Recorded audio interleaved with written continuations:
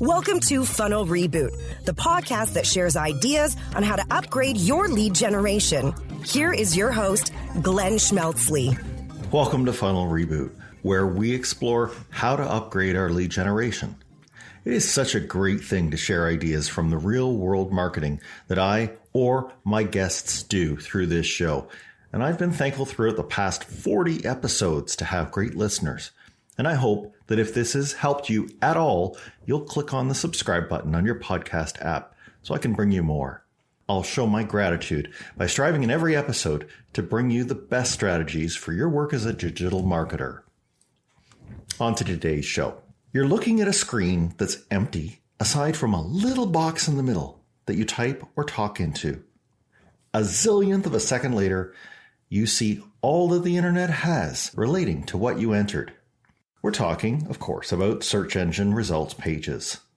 And though they may seem to simply fetch information, there's a whole lot that we marketers need to know in order to appear there. And especially if we zoom back to the early days of the internet, there is so much that has changed, it almost defies comparison. I want you to listen to today's guest as he explains snippets, markup, XML, schema, info boxes, web stories, open graph, search console, and many other technical aspects of how search data is indexed. Today's guest is a full stack marketer who specializes in all of these search engine variables. He started coding websites for friends and family members and started an agency to do this around 2012. I met him recently after that, and I heard him on a panel. I liked how transparent he was in giving advice. Later, I ran an event myself. I asked him to come speak at it, and he didn't disappoint. Well, zooming ahead to the present, the agency is now a 7-figure business. They do e-commerce sites, local service businesses, you name it. But as he's head of the agency, what I like most of all is how he still practices what he preaches in SEO, sharing real-time experimentation he's doing in his work and what we can all learn about web search from doing it. Please help me welcome Brock Murray. Brock Murray, I'm the co-founder of SEO Plus. Brock, thanks very much for coming on the show. My pleasure, Glenn. Thanks for having me. Tell us a little bit about what you do when you're not talking to me on a podcast. Well, it really depends on the day. Day to day, run a digital agency called SEO Plus in Ottawa. Work with a number of clients from local businesses, e-commerce businesses, right through to kind of enterprise SaaS companies. So quite a mix.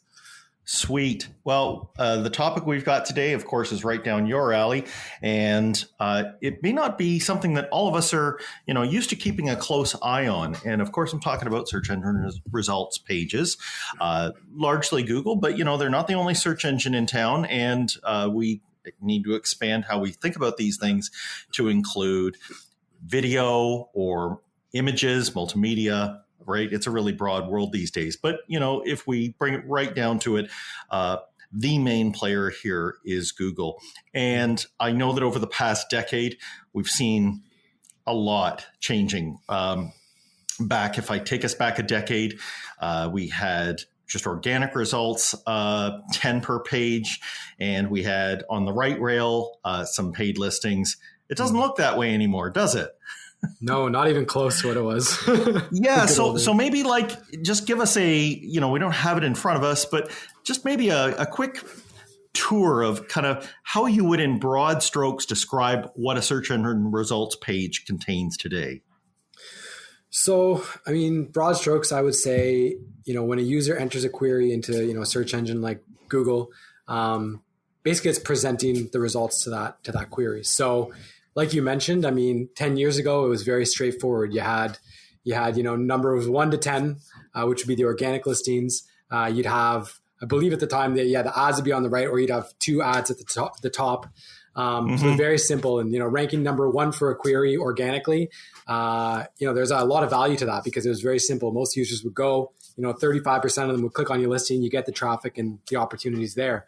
What's happened now as Google has evolved, it really has complicated things. No doubt there's a lot more opportunity, but what the search engine ranking page looks like now really depends on the query. But for the most part, typically you'll have, 4 ads at the top that are not so apparently ads anymore. Now they used to have a big yellow background. Now they're, white background and are made to look like the organic results. So you got to compete with that.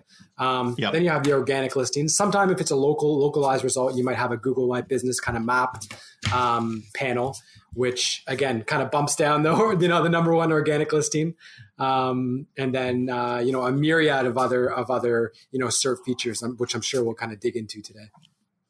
Great. And then just coming down to the numbers, when we're looking at we got desktop, but mobile. So do all these things work the same in mobile, or are there a couple of important twists? Yeah, I mean, there are different features when you're on mobile, again, based on the query, but typically you would see similarly with the ads, you'll see kind of 4 ads, but then there's a whole bunch of different opportunities with regards to, rich results, maybe depending on the query, which again, I think that we can give some examples as we dig in. But Google's always changing things. They're always coming out with new, features. And really, I think kind of the direction they're going is trying to give the user the results without the user having to click through to your website. That's kind of the direction it's been going. Yeah, well, we're going to talk about that for sure. Let's finish, though, with a little bit of the kind of tour when we're looking at an individual listing, right? Like something that goes to our site. Mm-hmm. So, I'm used to seeing it grabbing some information that I would have had in my title tag. And then there would be maybe a sentence or two from the first paragraph that I had, or a heading, mm-hmm. and then it would have the URL. Mm-hmm. You can add more to or see more appear on a single listing now, can't you? Yeah, most certainly. So the basics would be typically it would have your URL, which can even be manipulated via things like breadcrumb schema, your meta title, your meta description, and then of course site links. Now, when we talk even about the meta description, Google has kind of evolved in how sometimes they're coming up with their own description, what they think the description should be, right? So even if sometimes if you provide that, it's not even actually published in the search results. In addition to that, there's related questions, schema markup for reviews. So yeah, like you said, there's a lot of opportunities, and really it does depend if you're on desktop or mobile, kind of what those features are. So it sounds like it's getting now down into what an individual type of business is like. So if I make a SaaS software, I may not be concerned about getting so many of those little inventory slots as I would be if I'm, let's say, a bricks and mortar local business, right? They're kind of more, they're spreading out more. It really depends. We're not all hammering for the same thing. No, for sure. I think it does depend on the type of business and the information that you're looking to provide to your customers or the people searching, right? I think that's the big key. Sure. And I guess if I look at how search engine optimization works, I remember that, for the longest time, everybody would say it's about ranking and it has to be there first. I'm hearing a little different now, especially from, let's say, the folks at Google that act as liaisons. Some of them are kind of talking now about, well, there's ranking, yes, but there's also indexing. Can you just set us straight on what the difference between those two is? Because maybe I'm being selfish, but it would seem that for organic, all I should care about is ranking. But they keep saying, no, there are things that you want to make sure that we index, but we may not rank you for those things. What helps set me straight there?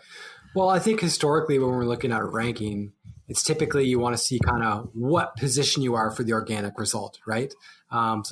Historically it's been, you put in your, to a ranking tracker, you put in your, your website, the keyword that you want to see, what you're ranking for. So it could be, for us, it might be digital agency. And then it will kind of give you a result based on, now it's really based on location, like localization, where you might rank. Obviously, you're going to rank different in, a city like Ottawa or generally in Canada versus the States. So that's a really important aspect. But we talk about indexing. Of course, Google can index all kinds of things within your website, right? So it can index, via your sitemap, you can index pages, you can index images. So there's things that it can actually crawl on your site without actually having it show up as, a ranked item. So, which it can use in their various, signals. So. Yeah.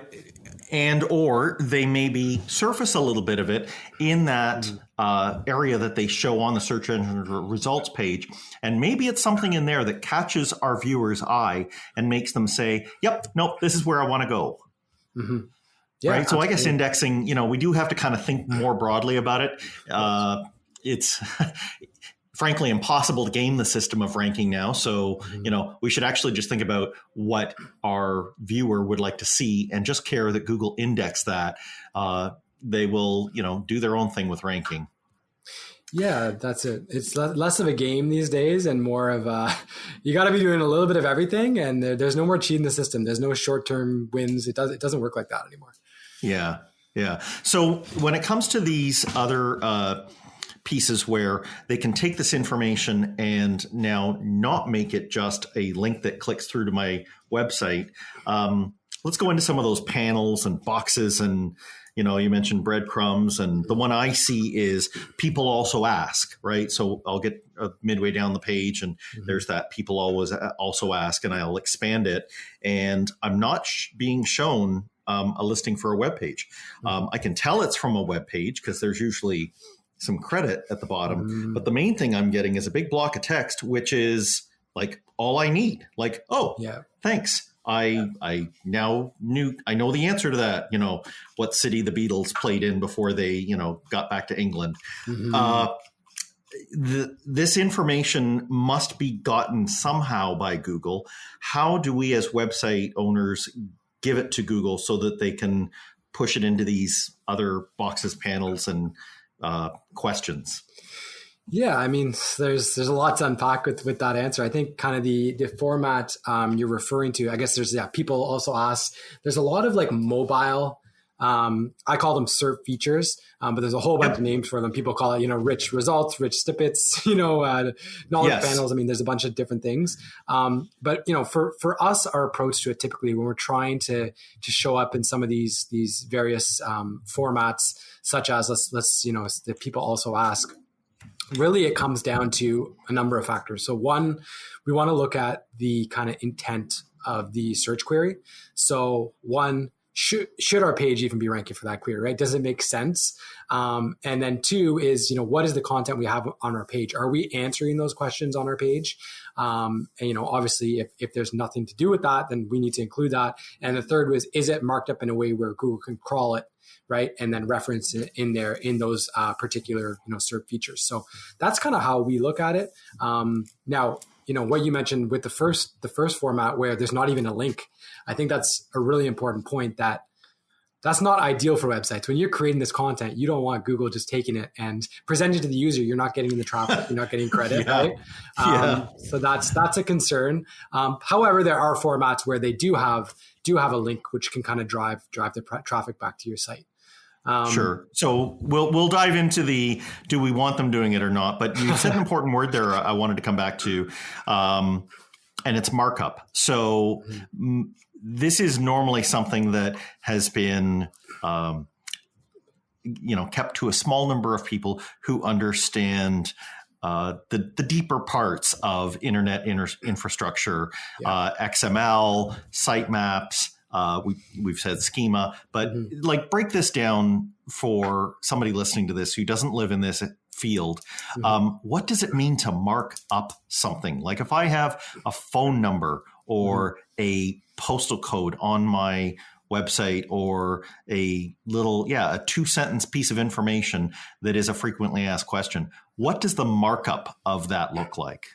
So markup essentially is when you can include information in the code of your website or kind of in the back end of your website that Google could then crawl and read and use that information to display that information in different ways to their users. So usually what you would do is kind of markup, where usually you use something called schema markup, which again would then be put into the code of your site, interpreted by Google, and then used in their kind of rich snippets. So that's kind of how it works. And you could, if you're a local business, as an example, through schema, there's something called a local business schema, where it has all kinds of different properties, where you can include information about, your hours of business, like you said, your phone number, your URL, about, your products. Again, there's all kinds of different information that you can provide, again, where the user might not even necessarily see that. Right. And again, it's something that you can mark up. And then again, that information can be passed on to Google when they crawl your site, or other search engines as well. Yeah.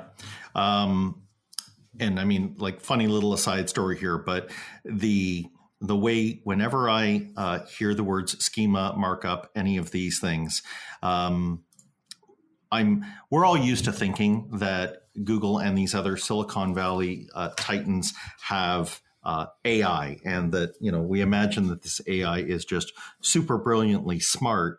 And, the actual truth of it is that it's more A than I, right? These computers are still actually not very able to understand what humans are talking about when they're talking about something. Mm-hmm. They need an encyclopedia. They need something that tells them, okay, this is what you're going to get here. This is a local business. What's a local business? Well, a local business is like a place where people go in and buy stuff, and it's located in a certain, spot that you could put on a map, and it operates, from and to certain times. So those are called open hours, right? All that kind of stuff that we as humans go, duh. Yeah. That's what markup is. It's there to try and say, oh, well, when we say Saturday 9 to 8, here's what that all means. And then it can take it away and, present it. And more importantly, I guess, put it together with other businesses and then make a ranking decision on which one it's going to show. So we're really trying to make the AI smarter when we're doing this. Isn't that really what we're trying to do? We're trying to train it. That's exactly it, right? We're giving it information that it can use to present, when people are searching for a query, present in different formats to the user, right? And I think Google's made a lot of progress with this. I think it was a year or two ago, they kind of announced BERT, which essentially is, a way of, natural language processing, where they can, again, understand context behind a query, not just based on the word, but by the words around it, and, by the website and similar websites and all these other things, right? So it most certainly is getting smarter and better, and they'll continue to do so. But again, There still are some basics that we can do to assist in that, right? Yeah, and you're right. BERT is certainly blazing a trail with, gobs of long text information, and it's getting there, and it will get there quite fast. But in the meantime, it certainly helps if we can guide it a little. And just speaking, because I know a fair number of people that listen to this also do paid media. And so when they're in, let's say, paid search, I would say to them, they need to pay just as much attention to this markup. The way to make a campaign stronger is a lot similar to the way that you could make the crawl bot smarter by providing this kind of markup. They both are trying to bring this contextual information into what somebody is searching, and they're making decisions behind the scenes, because most times there's a new search coming along every day, right? So if it hasn't seen a search before, the computer still needs to bring in some information that's going to help it. And yeah, I'd say it's going to help all channels, right? Making your website more usable by any AI is going to help you, whether you had to pay for the traffic to get there, whether the traffic came by social referral or through pure old organic, right? Yeah, absolutely. And it's not just about search either. Like you said, like when we talk about social, let's say Facebook or any of these other social networks, you can easily, another example of markup is Open Graph, right? Where you can tell me about that. Yeah, so that's essentially where you could provide similarly, different information about your page. So this would be with OG specifically, it would be like the title, the description, which again, you can show a different title to Google than you would to Facebook, right? Because again, different audience, different channel, you might want to have a very strong call to action. So again, these are all tags we kind of put in the back end that would be formatted in a different way on that platform. Gotcha. Okay, so now let's, you can loosen the tie here, Brock, and tell me what you really think about how once this markup information is there in Google, and we've gone to such work to give it to them, they sometimes don't even provide the link to our site. I've heard it called page zero, right? Where they're, it's kind of like, congrats, you ranked, but nobody's going to come to your site because of that, because they got all the information right on the results page. What's your take on this? I mean, should we try to mount some opposition to it, or is it just the way things are going? I don't think it's a good thing. It's not a direction we want to go. At the end of the day, I think if we're creating content, the goal behind that is to attract users to our website, and at the end of the day, convert them, get them to our funnels, those kinds of things. So I think anytime that a platform chooses to try to, take that content and not give credit and not send the traffic to your site, I think is going to cause issues long term. And I mean, we've seen it previously, even we talk about Facebook, where they were doing that with their instant articles and whatnot. So at the end of the day, I think all these different platforms are trying to get the users to stay right in that page, not to send them out to other places. I mean, you've raised one, you've got instant articles. You could put AMP beside it, which is Google's mobile page version. And, it was done wasn't it done for the sake of trying to get people things off of a slow website, right? You could kind of like shortcut and get it at a faster speed. I mean, that was the original intent. It was a very good idea. And this was, I think it was 2015 or 2016, they announced AMP. And even at the time, so I thought it was super cool. I thought it was a great idea, because what happened was all of these, people managing their own WordPress websites, installing 20 different plugins, security issues, whatever it is, 20-second load times, because they weren't optimized for mobile.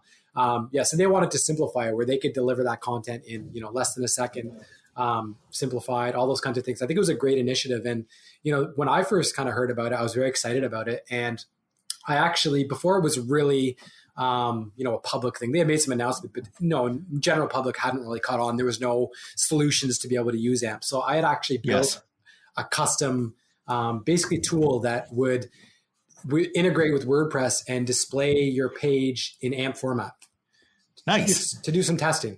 And so I had a few findings from that. So one, what was really cool was actually for a day, and I learned this by going into my Google Search Console, and they actually had a special section where you could look at your impressions from search for AMP pages.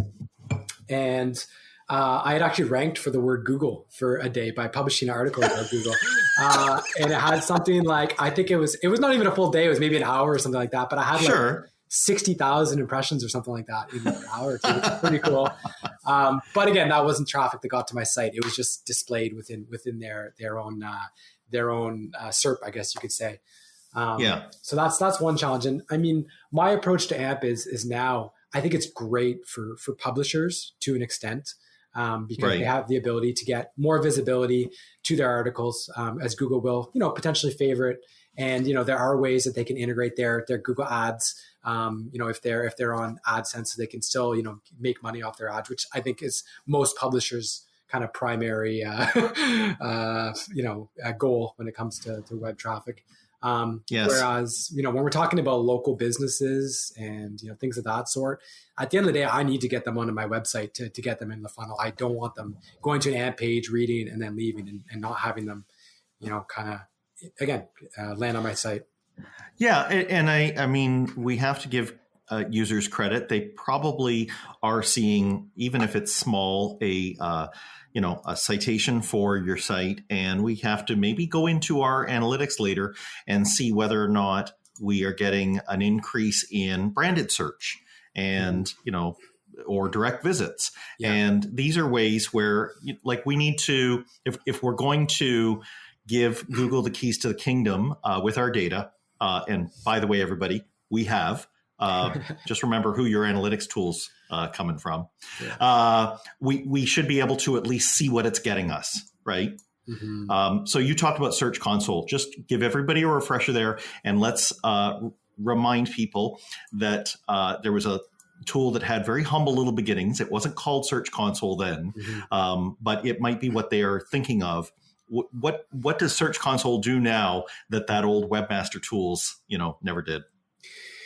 Yeah, I mean, I was a huge fan of Webmaster Tools. It had a lot of very useful tools that I used kind of on a daily basis. And, what they've done now with Search Console, which is kind of the evolution of Webmaster Tools, I mean, they do still have some amazing tools that you can use for your website. So what that allows you to do is it's a Google tool that allows you to kind of crawl your website, look at its performance so you can see how people are interacting with your website in, Google search, basically to see, that the impressions you're getting, the clicks you're getting, the click-through rates, based on, different regions, based on devices, based on formats. So there's that. That's kind of like, I would say for the most part, the main part that people used within the tool. But there's also different things like, coverage where you can look at to see if there's issues with, your various pages on your website. You can see if there's, we talked about markup a little bit here. You can see earlier, you can see if there's markup issues on your site. And, you can submit your sitemap so you can tell Google to go, crawl specific pages on your site to hope that they index it and things of that sort. So there's a lot of different opportunities within Google Search Console. And I think anybody who is managing a website that's publishing content, that's doing SEO, any of these things, having your Google Search Console verified and checking that on an ongoing basis is very important. Great. And we can put something down in the show notes about how to verify it. It used to be rather convoluted, but I'm happy now because all I need is basically Google Tag Manager or Google Analytics that my email account is tied to. And I just have to click through a few times and poof, it's all verified and the data is collecting. So that is a great tip. And just coming back to what you were saying about impressions and clicks, for anybody familiar with paid, those are, of course, metrics that you get on that side. And so there's a lot of value in being able to marry up, for example, finding out that you had some near misses, right? You had a high number of impressions for a certain term. And if you just maybe changed a little bit of wording on your website, you might be able to get those people to click through rather than, just wander off. So that's cool. Brock, one or two other kind of weird ones that I've heard, and I'm not sure how widely they're used, but passages. That's one I've been hearing a fair bit of talk about. Care to kind of give us the scoop on that?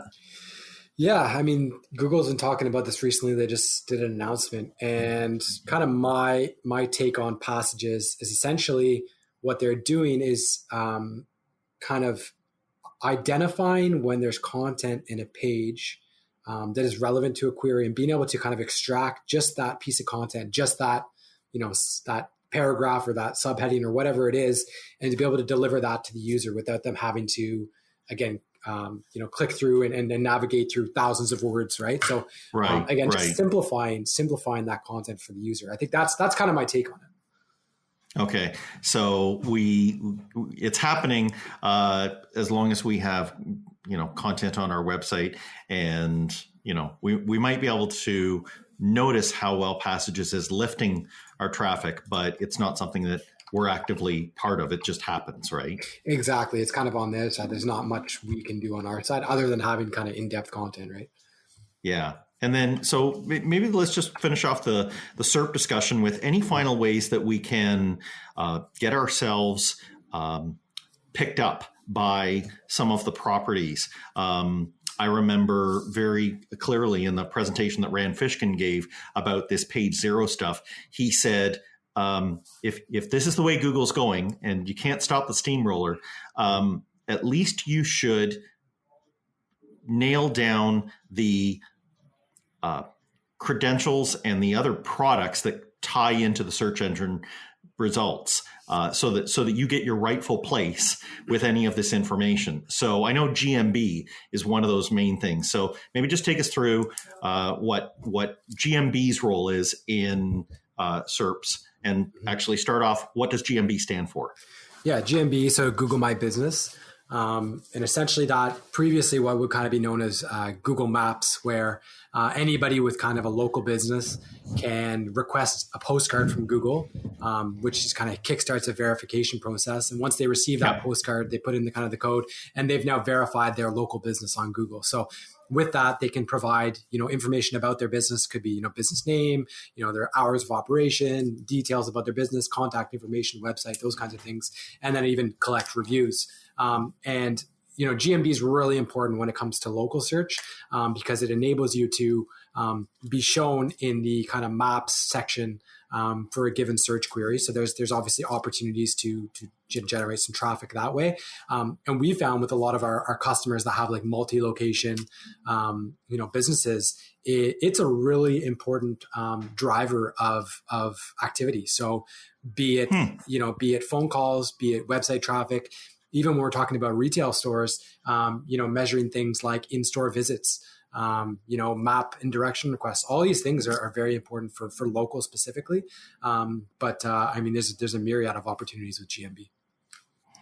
Right. And it takes it down so many routes. So I guess if like someone is thinking, all right, I want to catch the person who types my category of business plus, the city I'm in.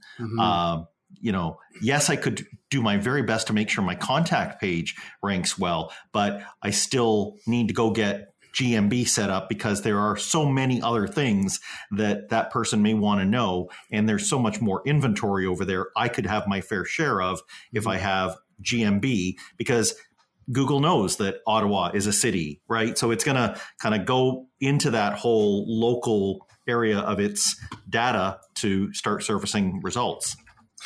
Absolutely. Like, and it's one of those things. There's a lot of opportunity. There's no cost to it really.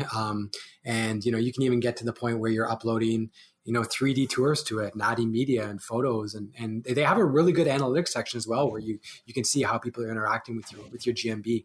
And I find definitely in kind of lower competition areas, a lot of times once you register it within, not a huge amount of time, you can rank your GMB for certain queries. So lots of opportunity. Yeah. And let's even remember there's multiple persona that are in the offing here. I'm speaking particularly to those listening who are with B2B companies.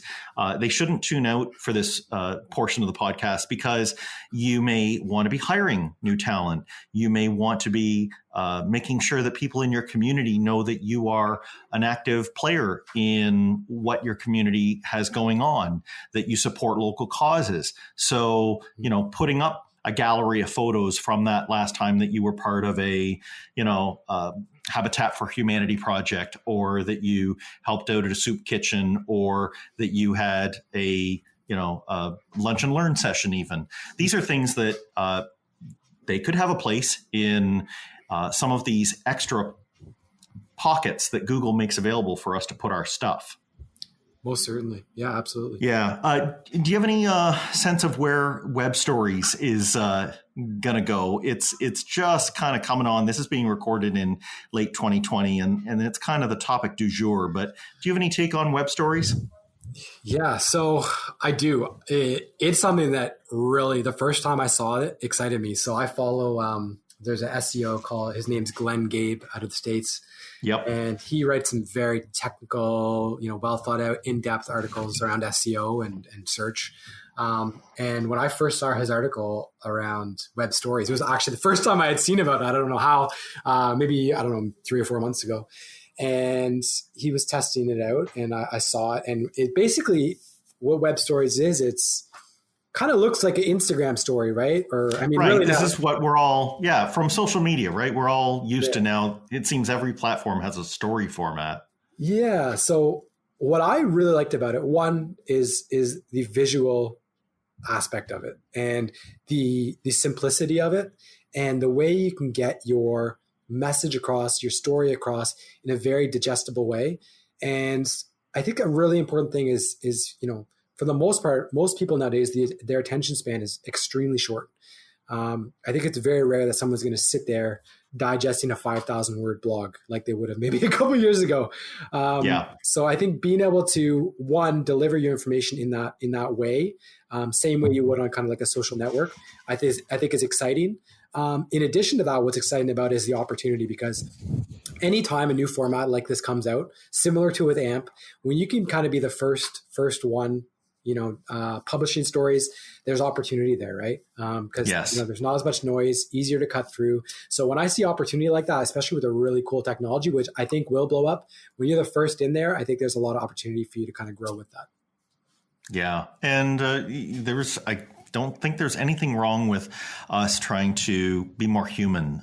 Stories kind of force, because you're usually holding up a phone, they force us to like show reality, show what we're doing, the surroundings that we're working in. And I think we can, as I said, we're recording this in late 2020. So a lot of people, because they're in place, have to kind of get their feeling for how another human being is, doing things through a virtual medium. So, it can't hurt to be using something like this, and it's definitely worth giving a shot. Absolutely. And I mean, there's 3 different places your story can appear. So it can appear in tell us. Google Discover. It can appear in Google Search in a couple ways. One, there's like a grid view where it'll show like a number of different stories, or it would just be a single view where you're the only story. And again, the way it allows the user to kind of flip through that story on the page. And then there's even opportunity for them to take action at the end of the story, which I like that as well. And finally, within Google Images itself. So a lot of different ways you can appear. And what I really like too is the fact that it's been made more accessible. So WordPress has a plugin where you can create stories now, which is fantastic, which makes it more accessible to the general public. Number one CMS. Yep. So exactly. That's good. I have heard that it's fairly, they're trying to make it fairly easy for people to build these. I didn't know that it goes into the image search. That is really smart. I think a lot of people are, by habit going there. I know I consider it a search engine, just like, YouTube and Google proper. But image search, that's a great way, rather than having like a convoluted, upload your photo. If you've just got a simple way to do something and it's a good marketing message, it seems like something worth trying. Absolutely. So Brock, I do have to ask, you have obviously hit every single question I've asked out of the park here. I'm not sure, if you do anything else outside of this, because it seems that you are so soaked into what goes on in the world of search and SEO. Like, take me back and tell me, how did you come to be this person who heads up, which you're at like a 40-person agency now that is all about this sort of thing and helping businesses leverage it. Where did this come from? What were the things that you can point to as markers along the way? Yeah, it's been an interesting route. It was never my my life goal to become an SEO or run an agency. It's nothing I've really thought of. Myself in my teenage years, back in grade 9, I remember in tech class, there was a portion of the class where they taught us HTML. And that was my first foray into kind of web development. And with that, I kind of had an interest in it. And I would go home and basically start coding little websites and little games and things of that sort. And I come from a very entrepreneurial family. So my grandfather had his own business. My aunt has her own businesses. My uncle. So I had a lot of opportunity as a teenager to I was always the one, asked to manage their website, set up a website, help them with their email, which I was not so excited about. But that gave me an opportunity to kind of hone my skills. And eventually I, after working for a few companies locally, helping them with their clients and learning more about, how to design sites and work with clients and sell to clients, I met my business partner, Eddie, who he had a managed services company IT company. So he had been in business around, I think at the time when we first met, around 6 years, and a couple years later we decided to kind of go into business together. And we started off as a web design agency. It was simply designing websites for businesses, helping them with their graphic design, just very straightforward web development stuff. And kind of what happened, that was in 2012, in February 2012, when we launched the business.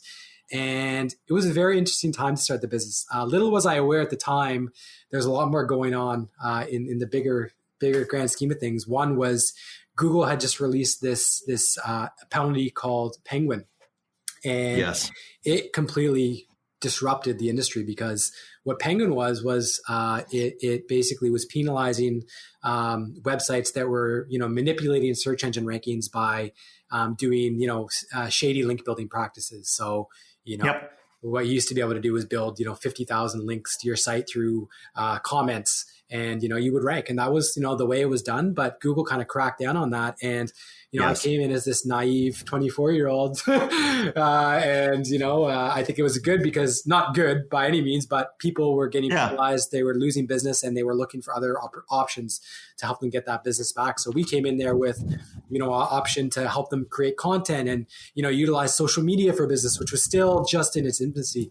And mobile, helping them with mobile, which again, designing for mobile versus desktop was a very different thing. And again, that was the era of like WAP, right? WAP phones and browsers. Yeah, exactly. So all these things kind of converged at once, and it just kind of I fell into SEO, and it just kind of took on a life of its own, because when I first started going and pitching to businesses, first of all, they didn't even know what SEO was, and they most certainly didn't have budget for it, right? That was a challenge in itself. But slowly but surely, we kind of we helped businesses, helped them grow, and slowly but surely grew organically, and that's where we are today, to kind of a leader in the space.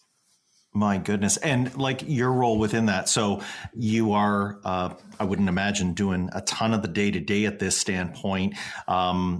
What were the kind of ladder rungs that you went up as going from a guy who could get your hands dripping wet in code for the actual site to what you're doing now? Like what were the different pieces, or what other people did you have to involve around you on your team so that you could get into this pocket now where you're doing what Brock is really good at? Yeah, I mean, it's a struggle every day to get to where you think you should be. I'd say there's different levels, right? I think when we started out, as myself and my business partner Eddie, I did a lot of the kind of day-to-day, from the SEO to the design to the invoicing to the collecting to everything. He slices, he dices, folks. He makes julienne fries. Yeah. Exactly, a little bit of everything. And our first kind of move was, once we had got enough, it was building recurring revenue. And once we got to a certain point, call it, 2,000-3,000 recurring revenue. Okay, we could bring in, a student or whatever, a developer, not developer, a specialist to help us out. And that was it. And we just it was organically, okay, we, brought in a couple more clients. Okay, well, let's bring in someone to help with, web design. Let's bring in someone to help with social media. And that's kind of how we grew it. And eventually got to the point where, we have 2 or 3 or 4 people in that department. Well, we need a lead, and then we need a project manager, and we need account manager. So it's kind of like, as we grew, just kind of like bringing in one piece of that. And it's still, we're still transitioning now. My kind of role is more in operations and leading the team and, innovation and things of that sort. Day to day, sometimes I still get my, my hands into things, but, just out of passion more than anything. But it's been quite a journey. Yeah. And I love the innovation and constant learning, right? That's like, you always stick out for me as somebody who has never done learning. Like you said, sometimes you will go ahead and experiment, like you did with that AMP thing a few years back. And I'm sure you have little, things that you're still trying out, because, you can go so many ways with that. You can kind of help let's say a person who's maybe not experienced, but who certainly could grow into learning a new thing that Google has. And you could say, hey, on the weekend, I was just, goofing around with this thing, but maybe, you can take this week and like flesh it out some more and see if there's actually something that companies can use here, because if there is, then that's a business opportunity. That's exactly it. And I think a lot of the opportunities come through trial and error, accidents, and just really just willingness to learn. And when you have a happy accident. Happy accident. Exactly. Right. Like, and for us, that's it. I mean, training is so important to our company. We push it. We expect people to work on their certifications and always look for opportunities, things they can be learning. Cause that's where, if you're not doing that and you're doing the same old thing day in, day out, eventually you're going to fall behind and you're going to lose. Right. So you gotta be on the ball. Yeah. Yeah. And I think this is important. I know people listening to this, probably we have some agency and probably some in-house, but this is something I think in-house people absolutely have to make an effort to do, because there are huge benefits to being able to work across different websites. You pick up patterns, this innovation that you have, you realize, okay, it may not work for site A, but it's definitely killing it for site B. And I don't know about you, but I think it does help someone if they can even have a sandbox site or something that they try an idea out on, because that will open their eyes to, okay, there's a use case for this, and I need to be able to see the pattern to spot where it would be best used. Yes, I love that. I think that idea of a test site, sandbox site, and some people do it through kind of side hustles and stuff like that. They learn a little bit. Yep. For us, I'm even thinking back a couple of years ago, and one of the first big things I did was a live SEO case study. And what I did was, I remember that you blogged it as you did it, right? Exactly. So from basically, I was trying to demystify the SEO process, because everyone's, SEO is my secret sauce, this, that. I'm like, no, it's not. It's simple. It's a process. You go through it, right? I wanted to communicate that. So I was scrolling through, I don't know, Facebook or something one day, and I subscribed to Flippa. Do you know Flippa? It's a site where you can kind of buying and selling websites, right? Exactly. So I saw this listing. It was for freeseoreport.com. And it sold for $100,000 US. And I was like, interesting. That's interesting. And it essentially was just like a site audit tool, kind of lead gen tool.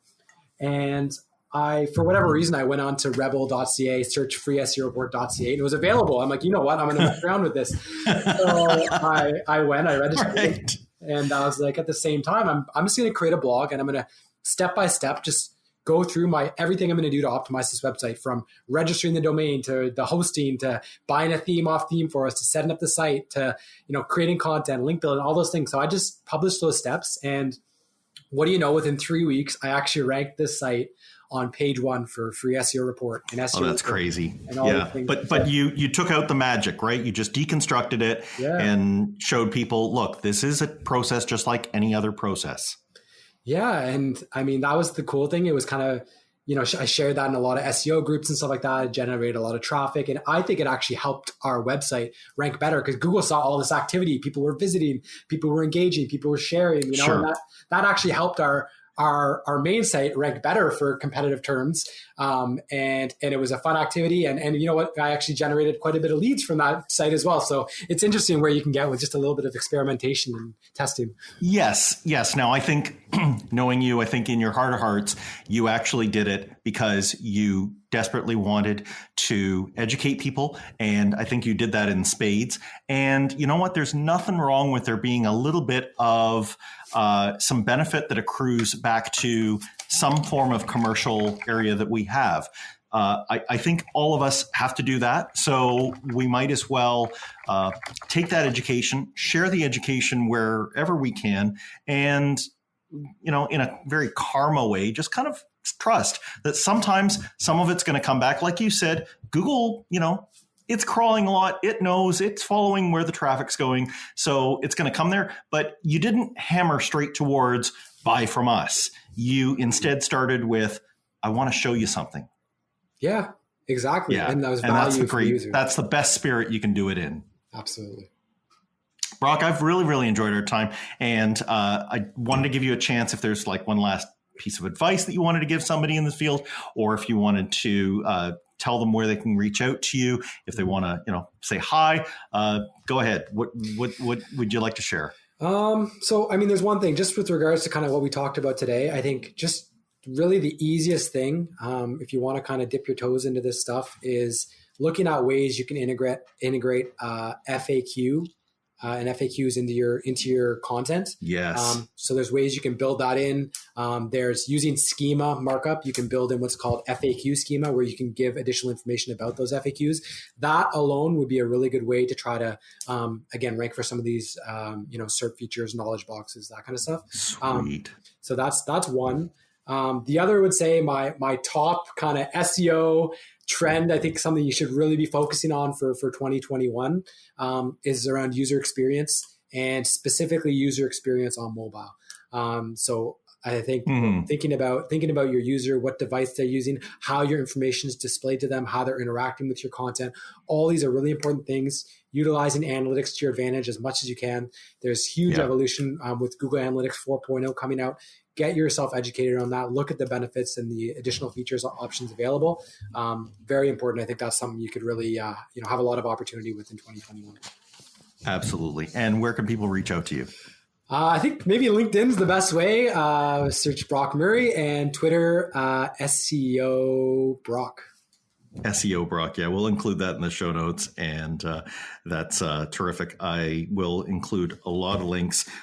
You just noting down the things you've mentioned here. I'm going to be pretty busy getting these links down, but there is a ton here, and it'll all be in the show notes. So if somebody wants to grab it, they don't have to get off the treadmill or the car or the dog walk to get it. I'm so thankful that Brock was with us, and so once again, thanks, Brock. Hey, my pleasure, Glenn.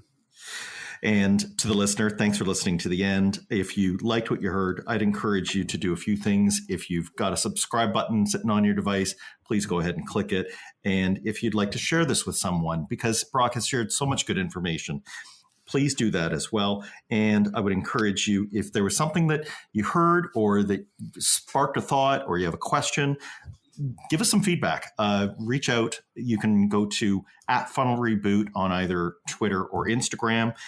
You could even go on to our site, funnelreboot.com, and fill out a comment in the form, or leave a call on the listener line.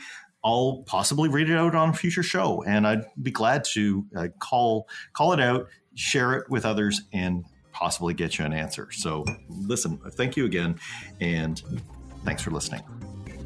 Thanks for listening. Follow the show on Twitter @FunnelReboot. If you like what you have heard today, please consider leaving a review wherever you get your podcasts.